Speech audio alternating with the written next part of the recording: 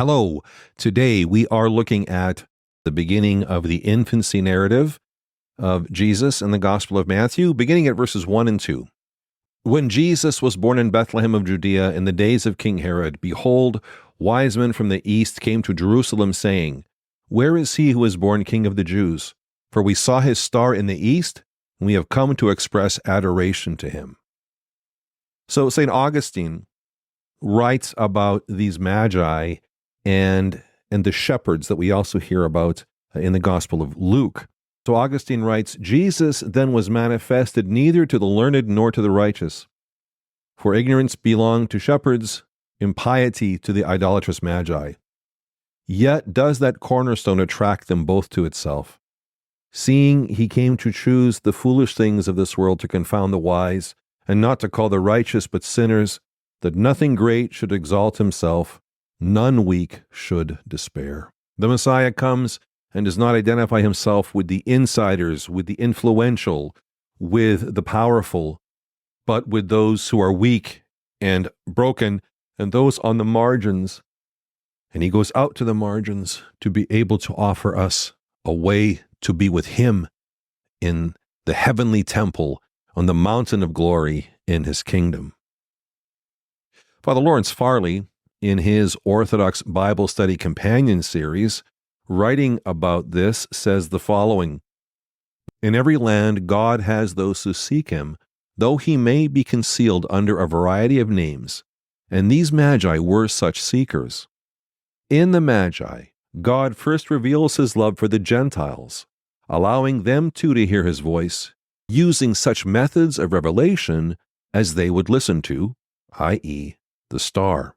And the Troparion of the Nativity, the anthem of the Nativity feast in the Orthodox Church, says that those who worshipped the stars were taught by a star to worship Christ, the Son of Righteousness. We remember that the Gospel of Matthew is originally written to Jewish Christians to demonstrate to them that Jesus is indeed the Messiah that is proclaimed by the prophets. But in the appearance of the Magi, we are also reminded that Jesus is the Messiah who comes through Israel to save all people. Verse 2 tells us that the Magi are led by a star. In the Orthodox Study Bible, we read, To ancient pagans, a star signified a god, a deified king. Christ, being born under this star, fulfills the prophecy of Psalm 109:3 and shows all of creation participating in the incarnation. From the womb before the morning star have I begotten you. That's Psalm 109:3. And St. Theophylact of Ohrid makes the point that this was not a natural star, but an angelic visitation.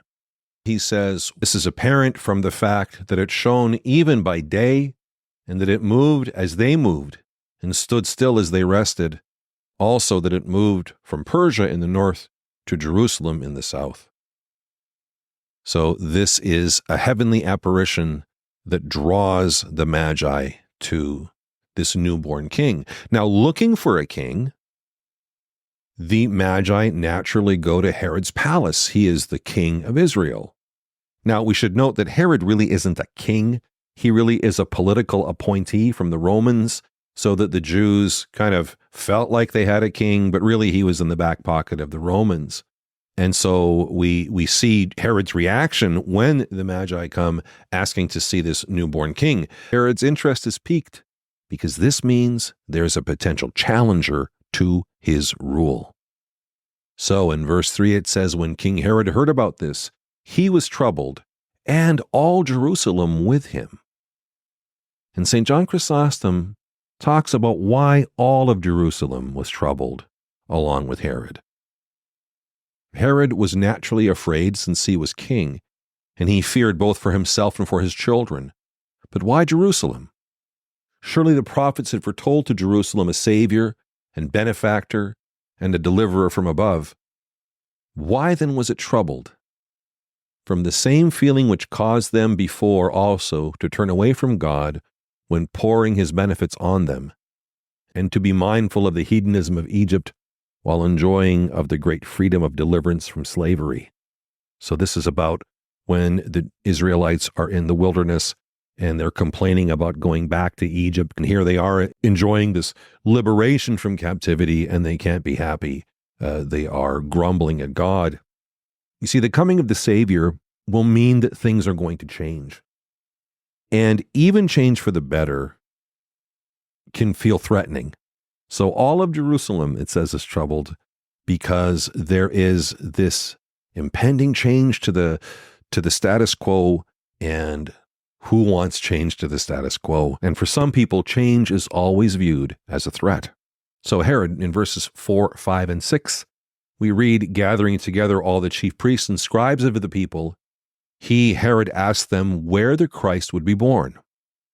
They replied, in Bethlehem of Judea, for this is written through the prophet, you, Bethlehem, land of Judah, are in no way least among the rulers of Judah, for out of you shall come forth a ruler who will shepherd my people Israel.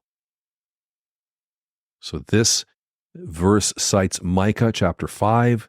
The Messiah will come from David's city, from the city of Bethlehem. Father Lawrence Farley again writes, it is interesting to look carefully at Matthew's citation of this verse. Both the Hebrew text and the Greek Septuagint speak of Bethlehem as being least among the leaders of Judah. But in Matthew's citation, Bethlehem is spoken of as by no means least. So there's an inversion of status for this town, that what was considered least is by no means least.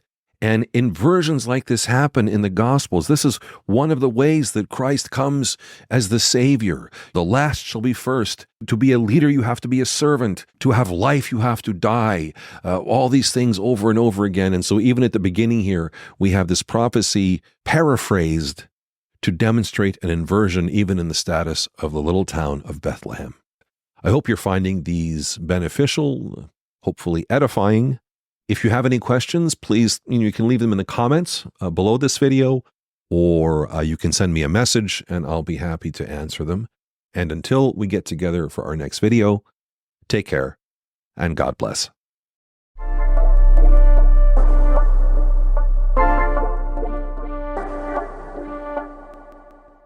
Thanks for listening to this episode of my podcast. If you'd like to learn more about Eastern Orthodox Christianity, but aren't near an Orthodox church, you might be interested in the Fellowship of St. Theophan the Recluse, an online community for seekers and inquirers, all in that same situation. We have members in the U.S., Latin America, the British Isles, Africa, and Australia. For more information, message me or send me an email. Until next time, take care, and God bless.